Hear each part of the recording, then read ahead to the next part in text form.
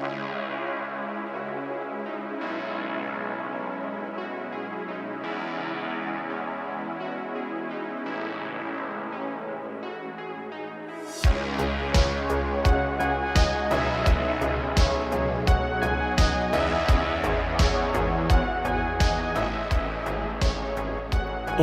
right, coming to you from 4,200 feet in the hills of Oregon, it is the voice of Chi-Town, the Reddest Beard in the high desert, your host of the MOA broadcast, Sam Wilson. All right, folks, welcome. We got a great show lined up today. Lots of good info, some tragic news, unfortunately, on a few fronts, but otherwise, lots of good stuff. Couple of bullet points. We got if you haven't heard about this yet, there was one of those sightseeing helicopters crashed in New York City. Horrible story. We're going to cover that. I try not to get into drama and gossip type stuff, but this Snow White story, if you're not familiar, they redid the movie Snow White, and it has just been controversy after controversy, and it's costing some big dollars. So we're going to kind of cover that without getting too gossipy about the whole thing. And we've got COVID vaccine cover-up. This is going to be interesting, folks. Again, we're not going to get into so-called conspiracy theories, and we don't tell people what to do or what to believe. But we're going to share some good information. I think you'll find it interesting. Okay, first, we find ourselves in Washington, D.C. through Reuters. President Donald Trump's White House intends to challenge a judge's ruling lifting the restrictions it imposed on the Associated Press over the news agency's reference to the Gulf of Mexico in its coverage. So, this has been an ongoing saga. We've covered it a couple of times on this show in the past episodes. If you're not familiar, the AP stands for Associated Press. That's a news organization.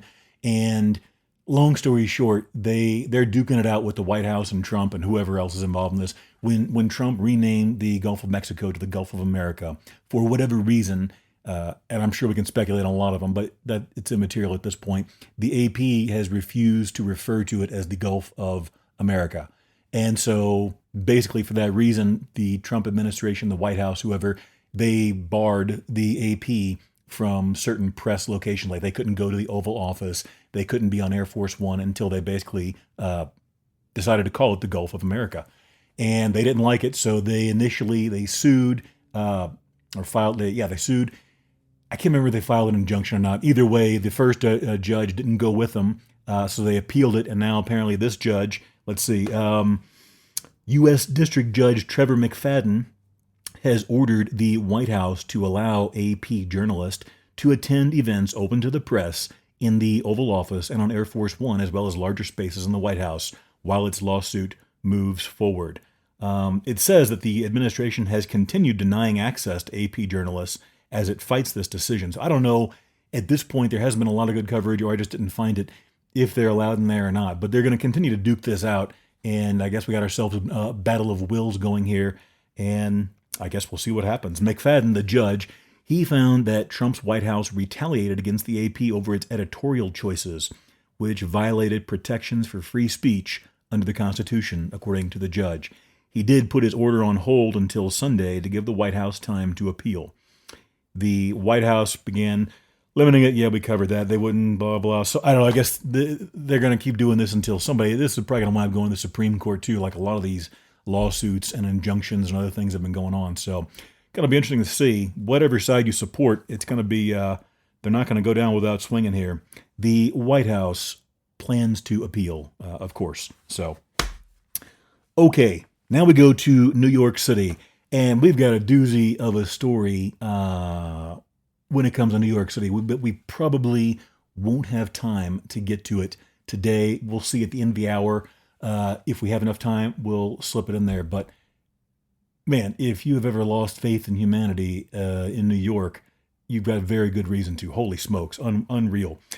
But that's for later. The New York City helicopter that crashed into the Hudson River had a mechanical issue months before it broke apart midair and killed all 6 on board, including a family of tourists visiting from Spain, according to records. So I've got a conglomeration of several articles to get it going. There was one of those tourist helicopters that flies around the harbor, the river, across the Hudson. They go all over the place there and give you a helicopter tour of New York City. They're pretty cool. I did never take one. I'm not a huge fan of helicopters. This is one good reason. But anyways, uh, it crashed. The rotor broke right off, like mid-flight. It was insane. There were several articles that tried to make it sound like it ran out of gas, but out of fuel. But that was just because apparently, according to what I've read, the pilot had radioed in that he was going to have to fill up after this tour was done or something like that. But the gasoline or the fuel, excuse me, was not an issue apparently. Obviously, we know why it crashed. It broke apart. That was the most obvious reason. What caused it, obviously, is going to be another matter for discussion. It was a Bell 206L4 Long Ranger 4, long, not lone, Long Ranger 4 aircraft, owned and operated by New York Helicopter. This same helicopter had experienced a mechanical issue with its transmission assembly last September, according to FAA records. I don't know that that's going to be highly pertinent because they would have gone back up in the air if they hadn't fixed it, and that's going back several months. So, but who knows? I'm not a helicopter mechanic. Records show the doomed chopper was built in 2004 and had already logged 12,728 hours of flight time when it was forced into repair. Presumably, this is for the transmission issue that they just spoke about. Chilling footage captured the aircraft crumbling midair before it plunged into the river, with at least one rotor still spinning as other parts of the helicopter splashed down in various directions. It was, if you haven't seen the footage, it's horrible because everybody died, unfortunately, but we'll get to that in a minute. The helicopter just breaks up. It's hard to tell exactly what comes apart, but the rotor goes flying. It was like something out of an action movie. It just goes flying in one direction, and predictably, the rest of the chopper just nosedives right into the river. I think it was the Hudson. Horrible. The video was insane. The family, who hailed from Barcelona, Spain, were flown by pilot Sean Johnson, 36, a Navy SEAL veteran who recently moved to the Big Apple for his still young aviation career. The helicopter crashed about 25 minutes into its air tour, the investigators said. Does it get to... I don't have that information here. I must have put it on a different paper. But unfortunately, the family that was visiting from Spain, the husband was some type of CEO or a big employee for Siemens over in, I believe, Spain. I think they're a German company. I could be wrong on that. I got a lot of information going through my head today. But it was him and his wife and their 3 young children. So the pilot himself was only 36. So he's still a young man, in my opinion. And then we lose this whole family. Absolutely horrible. Now, here is the unfortunate part, or the weird part, whatever you want to call it. This isn't the first time the tour company has seen one of its aircraft in the same murky waters. A Bell 206 chopper carrying 4 Swedish tourists crash-landed in the Hudson when the aircraft lost power in June 2013, with the pilot and 4 family members miraculously surviving. So, yeah, let's keep going. New York Helicopter CEO, that's the company that runs the flights, Michael Roth, told the Wall Street Journal at the time, this is back in the 2013 crash, that the chopper underwent daily routine inspections but had no clue why the aircraft malfunctioned mid-flight. Now, 12 years later, Roth, the CEO, has no clue again what happened. I'm absolutely devastated, Roth told the Post. The only thing I know by watching a video of the helicopter falling was that the main rotor blades weren't on the helicopter. Yeah, we noticed that bit. That's pretty obvious. I haven't seen anything like that in my 30 years being in business, he said. The only thing I could guess, I got no clue. So that's what he said. That was his statement both times. I got no clue. Now, something tells me that's not going to be good enough for the FAA. Now, in fairness, he may be for legal reasons saying what he's got to say or whatever, but yeah, that's an odd thing to say in your statement. I got no clue. I mean, I would want a lot more answers than that. And I would imagine this is going to have a negative impact on business. Then he says, this is horrific, but you got to remember something. These are machines and they break. So that part is pretty obvious, Mr. Roth. Man, what a shame. Again, if you haven't looked it up, you should check out the video. It's sad, of course, but it is unreal to see this chopper come apart like that. Again, it looks like something out of a movie. Now, we're gonna break away a little segue here, a little side quest, whatever you want to call it. we cover a lot of news stories, and we talk about, again, the principle here for is the MOA concept, make it out alive, right? Being aware of your surroundings, situational awareness, preparing for emergencies. I don't see what in the world this poor family and this pilot could have done to prepare for this. There was the helicopter was issued an airworthiness certificate in 2016 that was valid through 2029. Records show. Anyway, I don't know really if they could have done anything differently other than not being in the helicopter, so you can't really hold that against them. And we're certainly not picking on anyone or trying to fault find in this story. But to the nature that, planes crash too. Any aircraft, you're going to have more devastating circumstances if it comes down unexpectedly, right, than just being in a car, most likely. But helicopters, man, if you've ever been in one, they are not the smoothest ride in a lot of cases. And there's just a lot of things that seem like they can go wrong. If you are of the age group that I am, let's just say not a young whippersnapper anymore, one of my favorite shows back in the 80s, and the TV shows in the 80s and even 90s, we had some really good stuff, man. Some of the, the technology and so forth, the stunts and everything may not have been quite as slick as it is now, but they had this gritty realism to it that is just extremely different than we see now. We'll get into that later. But if you recall, this made me think of the show Airwolf. Now, if you remember the show Airwolf, this was a hit television show. It only had a couple of seasons, I think, where they were doing really good. But you had Jan Michael Vincent as the lead character. He was along with his buddy that was played by Ernest Borgnine. Okay, and basically well, you know what? Let's just get into the story, and we'll unfold as we go along here. This is from a poster article by Ken Miyamoto, a producer and screenwriter and former Sony Pictures script reader, and he had a whole bunch of other things that he did too. I don't want to be disrespectful to the man, but there was a lot of stuff printed on that he did. This is the series Airwolf. It ran from 84 to 87, telling the story of a renegade pilot that was Stringfellow Hawk, played by Jan Michael Vincent, that goes on missions with an advanced battle helicopter as part of a deal with an intelligence agency to look for his missing brother. I believe his name was St. John or something like that. It was kind of a weird pronunciation of St. John, as how it was printed or written, but it was called St. John. Now, interestingly enough, both of these helicopters, the one that crashed in New York and the Airwolf, were both made by Bell. Anyway, we'll get onto that later. The flight-capable Airwolf helicopter was a cosmetically modified Bell 222, serial number 47085, sometimes unofficially called a Bell 222A. During filming of the series, the helicopter was owned by Jetcopters, Inc. of Van Nuys, California. In the show, I'm just going to read some of this, so if you don't like Airwolf, you can speed along. Otherwise, I think this is pretty fascinating history about the show and the helicopter. In the show, the helicopter was a supersonic prototype. Helicopters not supersonic, at least not to my knowledge. They don't have anything like that, or hasn't been around recently or for a long time. The helicopter even had an evil twin. There was one episode, or maybe more, where it was like the alter ego of the Airwolf helicopter, and they kind of did battle, and it was a close call and all this stuff.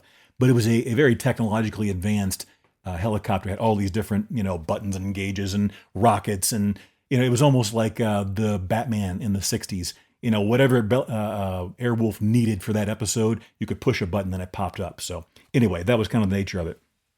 But here was the neat part. I didn't know this. It was an attack helicopter that could be disguised as a civilian aircraft, a quote-unquote wolf in sheep's clothing. That's why it was called Airwolf. I didn't know that. So if you haven't seen the show, you should. These are great shows, just like Hunter, Miami Vice. There's a bunch of shows from that time period that were really solid, and they were fun. They weren't trying to preach a political message. They were having a good time and getting lots of ratings doing it. But Airwolf, all the stuff kind of retracted. It looked, like it was a pretty wild-looking helicopter, advanced, but all the missiles, the guns, for the most part, they kind of retracted into it. It almost looked like a regular helicopter flying around. But then when he pushed the button, the missiles come out, the machine guns pop out, and all this stuff starts happening. Okay, so whatever happened to the Airwolf helicopter after the show ended? After the series concluded, the cosmetically modified Bell 222 was sold and became an ambulance helicopter in Germany. Who would have thought? However, on June 6, 1992, it crashed on the side of a mountain during a thunderstorm, killing all 3 crew members. Horrible tragedy. The helicopter had just saved a little girl suffering from heavy burns on a mercy mission from Berlin to the Cologne University Burns unit in Köln. After delivering her to safety, it was headed back to Berlin when it and the crew encountered unexpected weather. The visibility was reduced to nearly 100 feet due to fog amidst an oncoming thunderstorm. So what happened? Pilot error caused the helicopter and its crew to impact near a rock quarry close to Haubesweg at 100 miles per hour. The rotor blades clipped the tops of several trees and then crashed on the mountainside.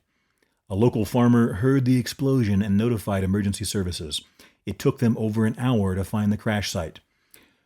When it was found, the helicopter was broken in half and the engine was destroyed. A replica of Airwolf was created in the early 2000s, and from 2007 to 2015 was displayed in a Tennessee museum until it was sold to a collector. I have no idea if this replica could fly or do anything, or if it was just a shell or whatever.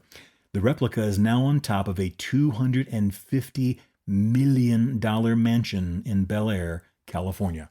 So, interesting little story there. If you didn't know what happened to Airwolf, I had heard about the crash before, but I did not know about the sheep, wolf in sheep's clothing.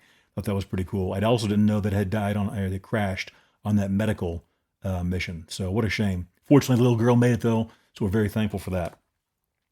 Okay, why is Snow White bombing? Now this, again, I don't want to get into a bunch of gossip or drama stuff, but this kind of dovetails with the point about these shows. In the 80s, I mean, one of my favorite shows, there were a bunch of them in that time, but I mean, I think the first things that come to mind, like Dukes of Hazzard, okay, Hunter. Hunter was probably in the top 5 for me, maybe top 3 of that time period. This was a show with Fred Dryer and Stephanie Kramer, and they were 2 LA cops, and they basically just did things their own way. They always, it was mostly legal, but they went out there and they got the job done. They didn't let the bureaucracy and the red tape stop them from getting their guy. And while I was having my lunch just the other day, I don't have a TV that I watch for TV anyway. So I watch, Amazon or whatever streaming services that I think it's Amazon Prime. And I was watching the episode, one of my favorite episodes. It was in season 1. It was called Fireman or Fireman or something along that lines. And if you're old enough, if you're an old codger, you may remember that episode and that show. It's this guy who's a Vietnam vet. He's got PTSD and he's having a hard time keeping it together. And he was in a flamethrower squad or whatever. I can't remember the whole thing, but he starts torching buildings in LA. He starts flipping out again. And the thing that made it unique to me though was when I watched it on the streaming service is it had originally, when it came out, it had that great song by the Talking Heads, Burning Down the House, which was a great, a pairing of a song and a scene. There were several just, fantastic shots of this guy just, waving this flamethrower around as he's torching buildings all over LA. And they were playing Burning Down the House while it was going on. It was great. But they changed it out to a different show or a different song. I can't remember Lighting a Candle for You or Holding a Candle for You, something. I hadn't heard of it. But it was a good song. It was just very different. So I did some research. Interestingly enough, I guess the people that own the rights, they got tired of paying or didn't want to pay the rights to keep Burning Down the House in there. So apparently there were a number of songs that got switched out throughout the years in that series and others. So anyway, interesting little side note. But the thing is that show probably, even aside from like just the fun side of it, it was pretty well acted, very well acted, I would say. For, Fred Dryer wasn't a dyed-in-the-wool actor. He was a former football star. And he got, I think he was originally he was going out for the Cheers gig, and he didn't get it because Sam Malone, the character Sam Malone, played by Ted Danson was just an absolutely perfect fit for that character. And so they wound up giving it to him, but as if you want to call it that, a consolation prize, they gave Fred Dryer the series Hunter, which wound up doing very, very well for him. Maybe not as well as Cheers, but Ted Danson was the right choice in that one. He was a perfect fit for that character. And in my opinion, Fred Dryer was absolutely perfect for Rick Hunter, which I believe was his name in that show. Anyway, there's this difference in these shows now. You watch the chemistry between Dryer and Kramer, Hunter and McCall. They never made McCall out to be this wussy little girl, this weak. She was always very tough. But they never put her in fact, I think her nickname in the first season or 2 was the Brass Cupcake or something like that. And I'm going somewhere with this. We're going to talk briefly about political correctness, okay? I'm not going to get political. We don't do that here, and we don't tell you what to believe. We just give you the information, the news. But the political correctness thing is just out of control. It's a means of control is really all it is. Someone doesn't like what you say or do, and so, okay, you can't say this word now. You can't say this word now. You have to say this or believe that, or you're offensive and yada, yada, yada. But the point I'm getting ready to make, and we're going to compound it with the Snow White story, is McCall was called the brass cupcake, and she was always tough and everything else, and she could hold her own, but never once did they try and make it seem like, okay, she's going to beat up the main guy, or she's going to do something the main guy can't. Fred Dry was like 6'6". He was a big guy, man. He was a football player, NFL football player. And anytime she got in trouble, he's the one that came kicking the door down or busting in through the window or whatever else. It was reasonable and sane. I have been in physical altercations where men and women are both fighting each other. Anybody that thinks it's real is they're insane. I can tell you from personal experience. I've seen a woman on more than one occasion just get a backhand slap across her face that a guy probably would have just shrugged off, and it sent her flying. Okay. Now we're not going to get into a bunch of violence and other things. That's not what this show is about. And we're not trying to put women down. We're just simply saying that men and women are different. And this show was a great example of great chemistry. There was a tremendous amount of respect too between Hunter and McCall. And I think that's one of the reasons why it did so well. And they had such a good rapport both on the show, and I don't know about off. I would imagine probably so, because their chemistry was good. But they had a lot of respect for each other, and they knew, okay, when things were getting too tough for McCall, that's when she called Hunter in, and that's what he did. He was the wrecking ball. So anyway, we move on to Snow White. Part of the problem, the Wall Street Journal film critic Kyle Smith calls the Snow White remake charmless, uninspired, and mediocre. Ouch. So apparently the show is having some political correctness issues. It's trying to be too quote unquote woke. If you don't know what that is, that's a whole other episode. But they're trying to shoehorn in a bunch of politically correct stereotypes and other things. Let's see. To go through this brief, let's get some of the facts here. The movie is bombing. It's doing very, very badly. It has officially beat Dumbo for the lowest debut weekend, sitting at $43 million. According to this article, Disney has lost $500 million, with the movie itself costing $270 million in promotions, adding an additional $230. So that puts it around 600 something million right there. You got to understand though, when a movie goes through at the box office, I'm not an expert on this, but I've read this up a number of times over the years, a lot of research. Typically the theaters, there's kind of a sliding scale, but the theaters usually get between 40 and 50% or so of ticket sales. Okay, so if a movie costs, let's say 100 million, let's just be very rough with the numbers. By the time it plays out in theaters, if it takes in $100 million, it didn't come close to breaking even. It made basically $50 million. Okay, so you got to make basically 2 to 3 times what the movie cost to get to zero and start making money. Okay, so this movie is in serious trouble. It hasn't even hit 100 million yet, according to this, and it cost it's 169 million according to this one here, and it's got another 400 million to go, depending on what numbers you believe. Now the interesting thing is, get a load of this. The original Snow White, and I looked this up in several sources, they all said the same thing. The original Snow White, in its theatrical run in 1937, made between 184 and 187 million dollars. In 1937. That is crazy. Now, what gets even more crazy is if you adjust that for inflation, which I did, $184 million in 1937. I went to several different inflation calculators. So if there's an error, they all said basically the same thing. 184 million in 1937 equals $4 billion. That's billion with a B in 2025. It was actually $4,086,320,555.56. That original Snow White was a monster. And what did Disney do instead of playing it back? They went in there and they tinkered with all of the things that made it a success. So I don't have time to go. We're going to run out of time no matter what here, but we'll try and get through this.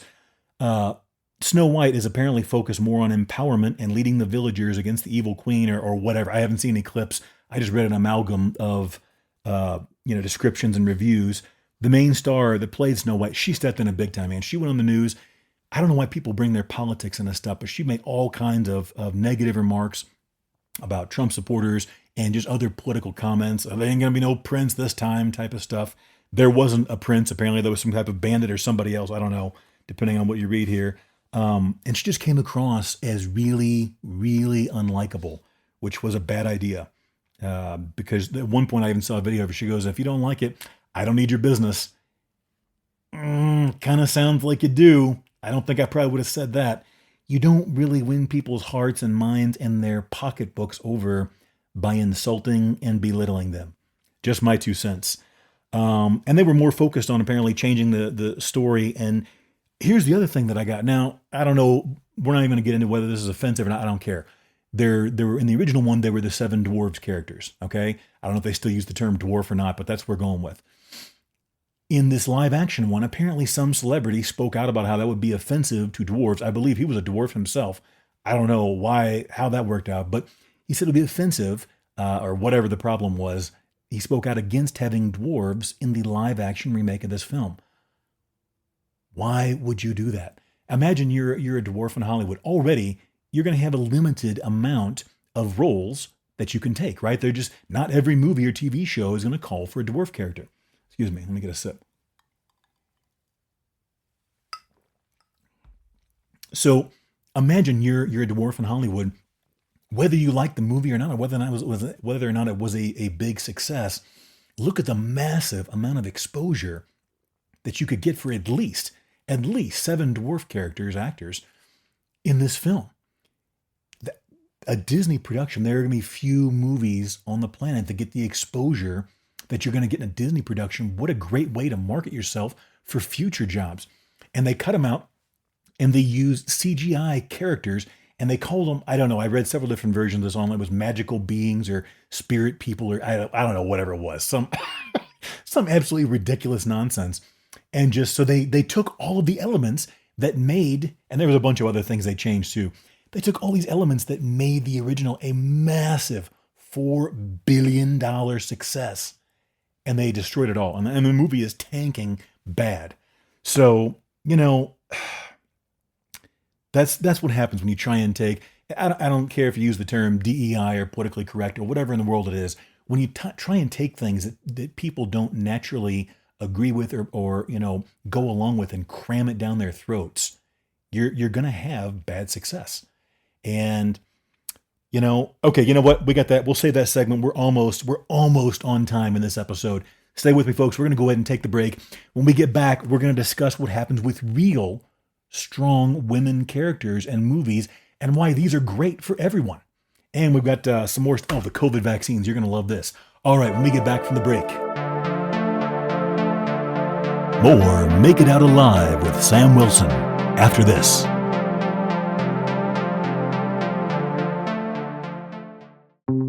Hope Street Farm Stand is a self-serve farm stand located at 3803 Hope Street. Coffee shop, sourdough bakery, gourmet mushroom farm, and apiary. Offering sourdough breads, gourmet mushrooms and mushroom products, honey, and more. Open Thursday through Monday from dawn to dusk. Current offerings on Hope Street Farm Stand's Facebook page. Online at hopestreetfarmstand.com. Hope Street Farm Stand, a proud supporter of community radio.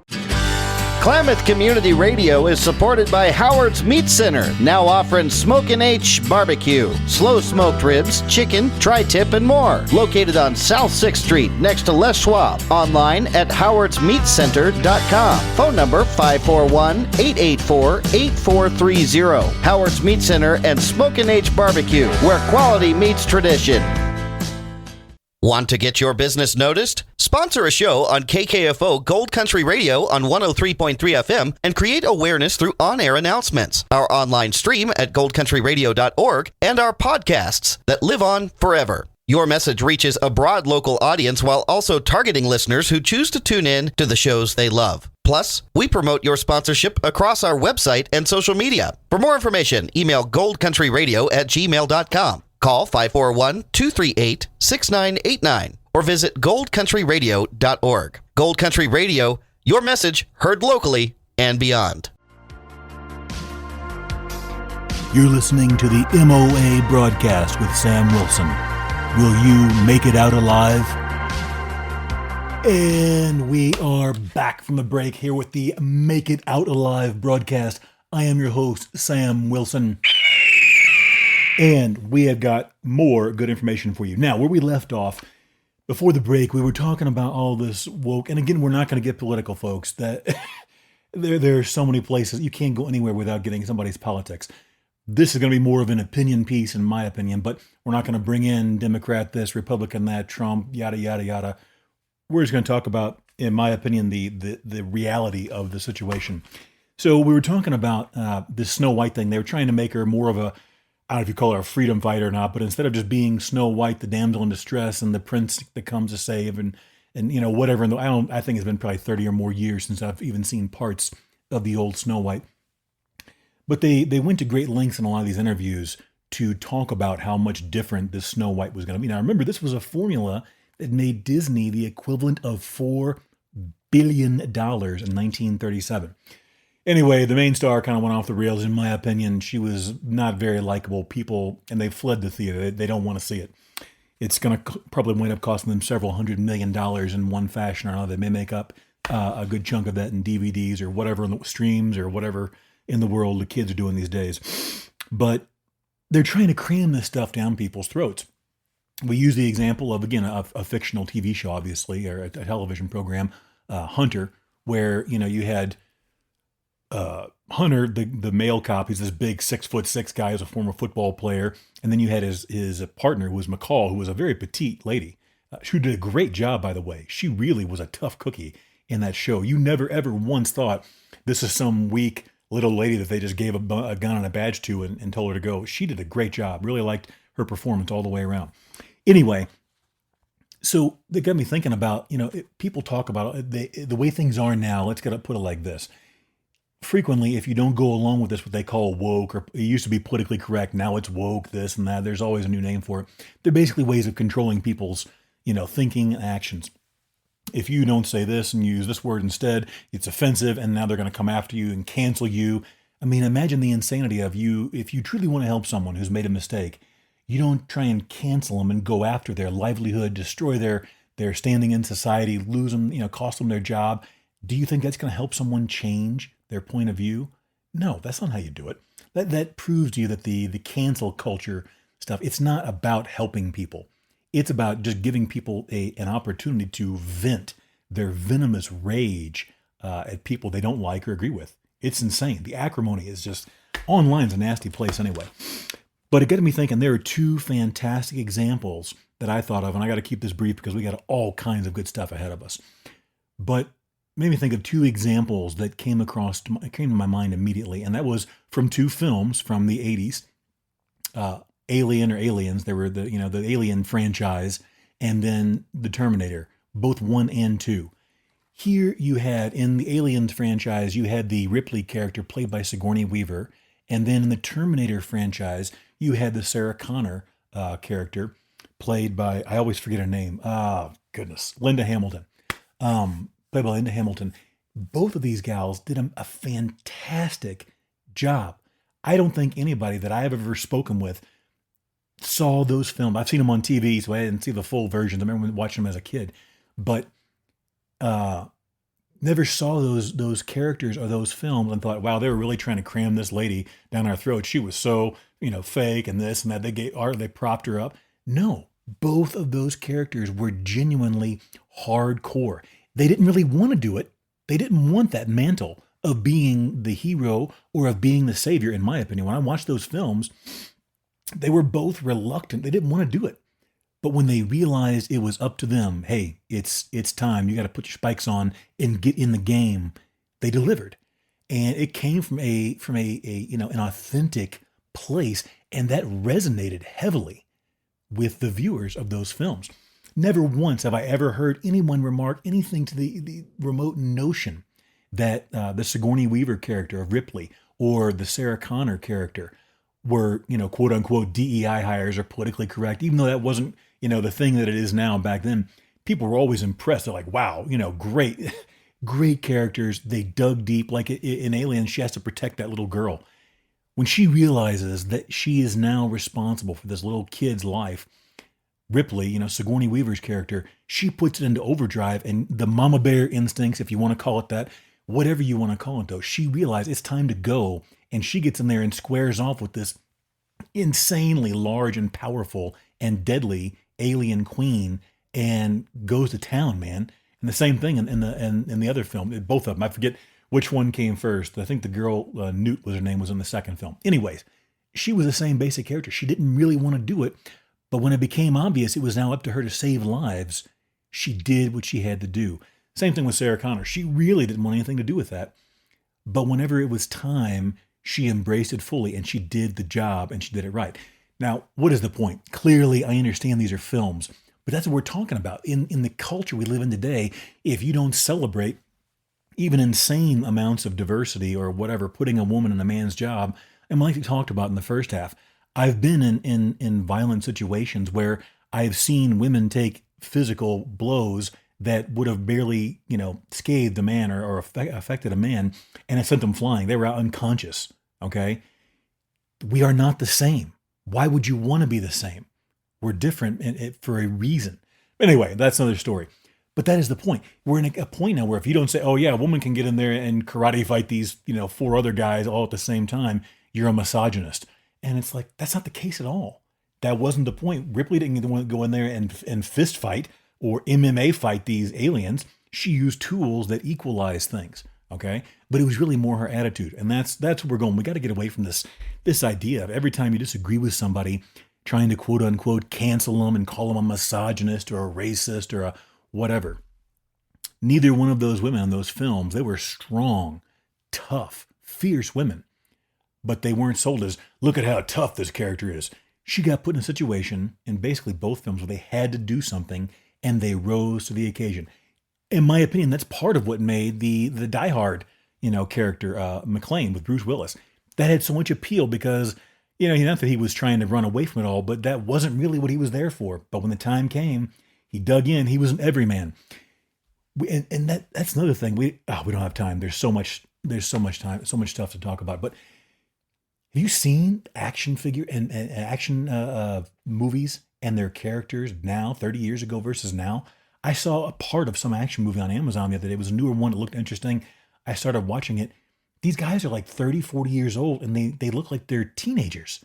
Nobody ever sweats. Nobody ever has teeth that aren't like Optilux 11 level white that are blinding. Their skin is always perfect. Their hair is always perfect. They've got the latest, trendiest outfits. And we saw action movies in the 70s, the 80s, the 90s. These guys got sweaty. You could tell they had bad breath. They were in a foul mood. They needed to change their clothes, and they didn't care. They kept on going. These films now, and this is not a political or a whatever, philosophical rant. It's just strange to me how perfect all of these characters are. You can even tell the sweat. It looks like it was just sprayed on right before every shot.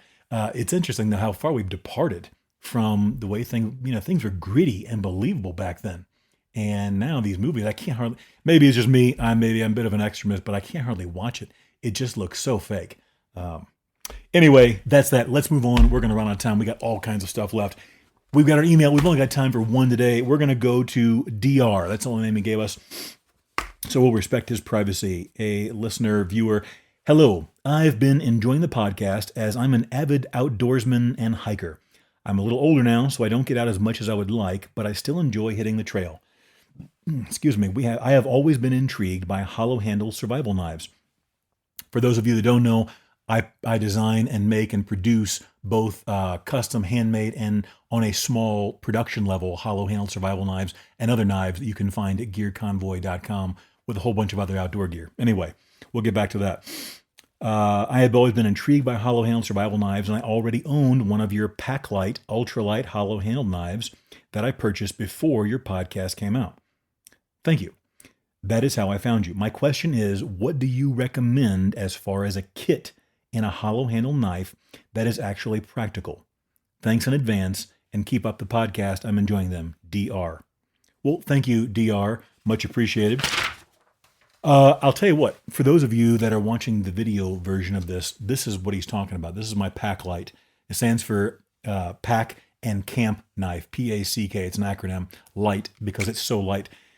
This knife, without anything in the hollow handle, is approximately 3.2 ounces, okay? So it's designed to be a thin slicing knife, but it will take, if you go to our website at gearconvoy.com, on the homepage, there's a video of me mercilessly. This knife has a 3-inch long blade that's 3/32 thick. All right, it's ground thin to slice. But to show people that hollow-handled knives are not junk, there is a video of me mercilessly beating this knife into a 2x4 with an axe handle, and it tears my hand up with the axe handle, and it chews the axe handle up into bits. While, of course, this like 3-minute video. Okay, I'll do another one in the future of one of my larger knives but it's called batoning if you're not into the bushcraft scene. But it takes an absolute insane amount of abuse. These are designed and made in the U.S. domestically with domestic materials, or at least they're sourced domestically. They may come from somewhere else. I don't know, but I buy them from American suppliers, the raw materials, that is. They're very, very well-designed knives. But to the point, they have a hollow handle. For those of you that aren't familiar, this butt cap I'm going to show on the camera here, it unscrews, and you have a glow-in-the-dark compass for some rudimentary navigation. I wouldn't recommend a button compass for much in the way of navigation, but it can be useful. Let's see here. Boom. So the kit comes out. You can see there's a hollow there. Do I have a pin? Yes, I do. You can see how far that fits in there. That gives you, what is that? That gives you almost 3 full inches of storage there. Now, there's been a lot of confusion. Before we get to the kits, there's been a lot of confusion over the years. What is the point of a hollow handle knife? The point is, it gives you a redundancy kit. This should not be your main survival kit when you're out in the backwoods or whenever you're in a plane or a chopper or whatever. This is a redundancy kit. Okay? So the hollow handle is waterproof. We test them for up to 30 minutes underwater in a 5-gallon bucket, and they come out perfectly dry every time. Beyond that, I don't want to make any guarantees, but I've left them overnight before and not had any leakage. Who knows what you may experience, but it's essentially, if it gets dunked or whatever else, you're completely waterproof for that amount of time. Okay, so you got a waterproof, crush-proof capsule in this handle, where in this case, I carry, and this one that I carry with me on a regular basis, it's got we call the Commando paint job on there. You may not be able to see it, but it's a airbrushed camo finish on there. Very popular. People love it. I mean, if you got a survival knife, why wouldn't you want a camo paint job, right? Okay. Now, what we had in the handle, it just spilled out. There are 3 strike anywhere matches. Sometimes you just need to start a fire or get a fire going right away for whatever reason. 3 strike anywhere matches. A small ferro rod. For those of you that don't know, a ferro rod is sometimes called a flint and steel or a metal match or a number of other things, but it's a small rod about 2 inches long or 1.5 inches long in this case, that if you strike it with the spine of the knife or anything sharp, it will throw a shower of sparks. And if you are experienced and have practiced, you can easily get a fire going with one of these. And the advantage is, unlike the 3 strike anywhere matches, you can get hundreds of strikes out of these, meaning easily dozens, if not more, hundreds of fires. So ferro rod, 2 of these mini glow sticks, which are extremely handy. I recommend they're great. You pop one open, you crack it. It's like the large glow stick. It'll glow pretty bright enough to read by or navigate by on a compass for several hours. 2 of those, so you got a little light source. What's called a quick tinder tab. For those of you that don't have the video of this, I'm showing all the items to the camera here. I'm dropping them because my fingers just aren't that great. The quick tinder tab, you can usually get at least 2 fires out. I cut them in half, and these will take a spark very readily, and they'll burn for about 1.5 to 3 minutes, depending on your atmospheric conditions and where you're at and what's going on. So one of those, and that also helps to keep the rattle down from everything inside the handle. And we have one of these mini nanolight flashlights that you can get. These are great. They're bright little lights. And, now you got a flashlight. Flashlight is one of the most important things, along with fire, in my opinion. If you're in an emergency that isn't going over a day or 2 or 3, you've got light, because if you don't have some light source, once the sun goes down, you're basically done until the morning, unless you have a really bright moon there. So anyway, all of that fits inside that handle, and that gives you a great little kit for a day hike, for whatever. And you can also build on that. We have kits that are this size that will go in pouches on sheaths that you can fit, larger flashlights in there. This is an Olight brand. All this stuff we carry on the website at gearconvoy.com. A scalpel blade, which is handy because That allows you to cut the cord. There's about 17 to 20 feet of cord on the handle of this knife. So anyway, that's all the time we're going to have for that. But I want to show you that's one of the kits. We also have a variety of kits that you can get pre-made that we sell at thegearconvoy.com if you want to go that route. Or you can just go look and see what we sell and make it yourself. I don't care. The main thing is you practice with it and know what you're going to do with it, how to use it, so that when the time comes, you're not helpless. Okay? And there's all kinds of different varieties where you have to depend what they call in your area of operations. You want to make sure that for where you're at, you have what's appropriate. Okay, fire is usually pretty high up there on the list for most people, but it may be that water is going to be more important for you than in the case of water purification tabs or something like that. But that is to answer the question. But again, to be clear, the hollow handle kit, some people are like, well, I don't want my survival kit in my knife because if I lose my knife, then I've lost everything. That kit in the handle should be your ultimate redundancy. That should not come out unless all else is lost. Okay, let's be clear. You should have 1 or 2 or 3 other good, larger kits that are ready to go before you get to the handle. The idea is if all you're left with somehow is your knife and sheath, you have what's in the handle, and that's going to be the last resort. It's better than nothing because if you have a knife that doesn't have a hollow handle, there's no kit in there. Okay. So anyway, do what works for you. The main thing is practice and be prepared. Let's see. Now, one other thing I wanted to address briefly, one of the questions that comes up in these bushcraft and outdoor discussions frequently is people will say, well, the best survival knife is the knife you have with you when you need it. Okay, that is in a way true, but we're talking about chicken or the egg. When people say, what is the best survival knife or what is a good survival knife for you? Survival knife doesn't always have to be this big, huge, quote-unquote Rambo knife. That knife is extremely small, but very, very functional. I use to clean fish. I go trout fishing here in Oregon all the time in the fishing season. It does great at cleaning fish, making a campfire, and doing all kinds of other things. So the quote-unquote the survival knife is the knife that you have with you when you need it. The real question is, or the real point of that is, make sure you only have a knife that's going to be beneficial whenever you need it, when you're in those circumstances. So, chicken or the egg, however you want to put it, but the bottom line is don't let yourself get caught up in the nomenclature and the all these weird axioms and so forth. Plan ahead. That's what MOA is all about. You plan ahead before time and make sure you have the best tool for the job. Okay, we've got to get moving here. This one's a bit of a sad story. We go to Atlanta, Georgia. A hiker was killed and another had to be rescued after a tragic accident in the Cohutta Wilderness area early Saturday morning. At approximately 2:15 a.m., Fannin County Fire Department Search and Rescue, SAR, responded to a life-threatening emergency involving campers in a remote and difficult-to-access location. 4 men were sleeping on hammocks when a tree fell onto their campsite, according to officials. Now, to be clear, we address this in a minute, but the hammock had nothing to do with it. So it's not because they were in a hammock the tree fell, according to all of our research here. The same would have happened with the tent, unfortunately. One of the men was trapped beneath the tree and unresponsive. 2 were able to hike out on their own, but rescuers had to use a helicopter to rescue the injured hiker. They were approximately 4.2 miles from the nearest trailhead, so they had to do an 8.4-mile hike. That is the SAR team to get them out of that terrain. Rescuers are calling it a tragic and unforeseeable tragedy. Now, I did some research on some of the hiking groups online, and according to some of the people that claim to have knowledge, this is what happened. They were hammocking near the boulders at the top of this area. All 4 of the trees they were attached to were healthy and green. None of the trees their hammocks were attached to were dying or were the problem. They remained standing. What happened is there was a tree that fell 30 to 40 feet away. It says possibly a hemlock, and it also was healthy and green. But the entire root ball came loose.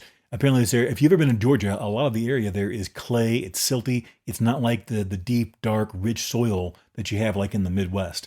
So apparently on this area, the entire root ball came out and the tree just kind of popped out of the ground and fell over and landed on top of this poor guy's hammock and killed him. Horrible story. The falling tree hit one hammock directly and the second one indirectly. A father-daughter team nearby heard the fall and screamed for help, and they took the 2 uninjured hikers back to their car, and the 2 others were life flighted, and unfortunately, one did not make it. So very, very sad to hear that. Again, to be clear, it appears the tree that fell had nothing to do with hemming. So don't be worried about hammock camping. It was apparently 30 to 40 feet away, the tree that fell. And what do we learn from this? That's a tough one, man. There's nothing you can do about it sometimes. If you've spent much time in the woods, you've probably been either sleeping or awake when you hear a loud crack and then a boom, and then a tree just comes down, man. Sometimes it's a large branch or a portion of a tree that is suspended in branches up there, or the whole thing just comes, and there is nothing you can do to stop it.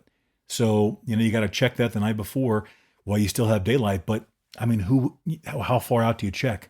There was no indication, according to everything I've read, that this tree that was 30 to 40 feet away approximately, how are you going to know if it just uproots itself and comes down and falls over? It didn't break in half, a branch didn't fall. The whole thing just kind of popped out. It slid out sideways out of the ground is how it sounds, and came down and killed that poor fella. So really a shame. Hope everything is, thoughts and prayers with him and his family. Okay, we got to keep moving. We're going to run out of time. I'm going to read you the headlines, and then we're kind of skip through this.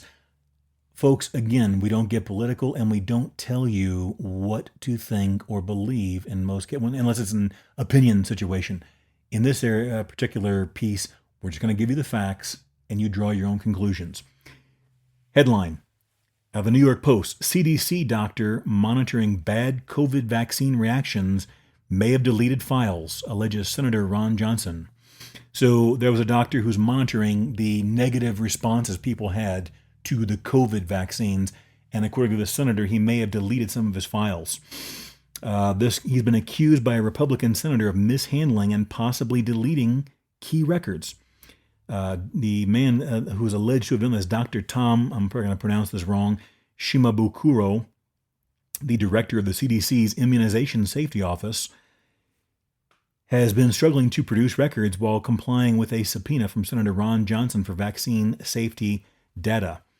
HHS officials recently informed me that his records remain lost and potentially removed from the email system altogether, Johnson wrote in a Wednesday letter to Attorney General Pam Bondi and FBI Director Kash Patel. It's not clear what records are missing, but his team told him that HHS was struggling to find the information that he had responsibility for and that should exist. Now get this.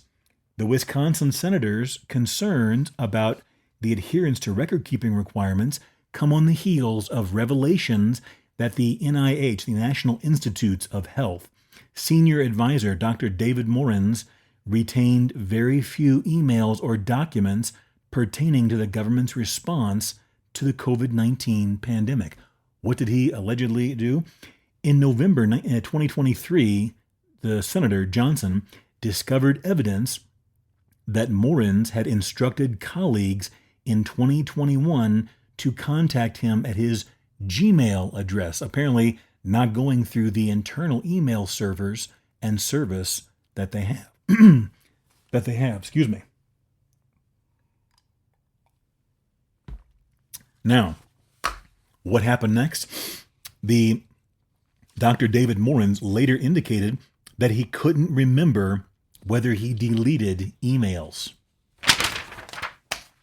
Interesting. Now, what happened next? The House Select Subcommittee on the Coronavirus Pandemic found evidence that Morens sought guidance from the NIH's Freedom of Information Act office on how to avoid records requests. Now, what in the world? There goes the choo-choo train. So you're using, allegedly, Gmail instead of your secure government servers.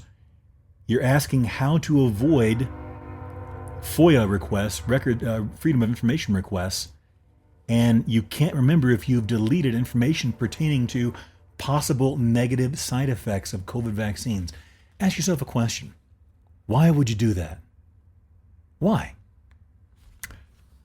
That's up for you to decide. You do your research and make your own decisions, folks. We're not going to have time to get to this story. We'll get to it next week. April 11, 2025. according to the American Academy of Ophthalmology, COVID-19 vaccination could be associated with increased risk of herpes keratitis. The study came out pretty clearly. We'll get to that next week. We don't have time. We've got to wrap it up. We may still need that paper. Okay, time to get down to the golden hour, folks. We head back to, that's right, you guessed it, Florida. Here's our headline. Florida man in only his underwear destroys merchandise kiosk at Walt Disney World. A Florida man in his underwear was arrested for allegedly destroying a sales kiosk at Walt Disney World. Sean Patrick McHugh, 24, of Port Orange, was arrested on multiple charges in the early morning hours of New Year's Day. McHugh pleaded not guilty, according to Orange Circuit Court records. I have reason to believe he was intoxicated and he endangered the safety of another person's safety, said the sheriff's deputy. They released the arrest report, which is why we're reporting on the situation. They only recently released the arrest report, which is why it's being reported on months later. McHugh was allegedly drunk and causing a scene when Disney security noticed he was trying to urinate into the bushes on the walkway between Epcot and Hollywood Studios. That's when he allegedly took off his clothes down to his undergarments and broke a $1,000 sales kiosk, according to the sheriff's office. He was immediately and verbally told to leave Disney property and not to return, but he refused. He was charged with third-degree felony criminal mischief and 2 misdemeanors for disorderly intoxication and trespassing. The charges are pending. He did not have a comment for the newspaper article. This isn't the first time someone has drunkenly taken off their clothes at Disney World. In 2022, in a story that got national attention, 2 New Jersey adult sisters were arrested at Disney Springs for fighting. Both females began punching, slapping, and pulling each other's hair. The arrest report said once they were separated, both sisters allegedly ran at each other, slipped in the younger sister's vomit, then fell into the bushes while still fighting. The security manager said that the younger sister ran a few feet away and took off her dress, exposing her breasts.